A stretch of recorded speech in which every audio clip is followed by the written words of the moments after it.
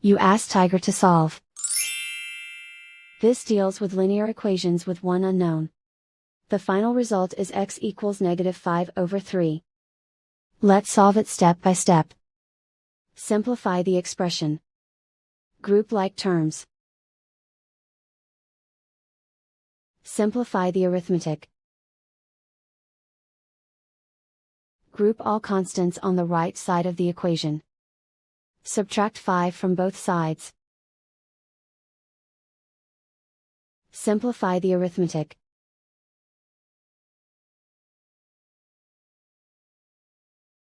Isolate the x. Divide both sides by 3. Simplify the fraction. And so the final result is x equals -5/3.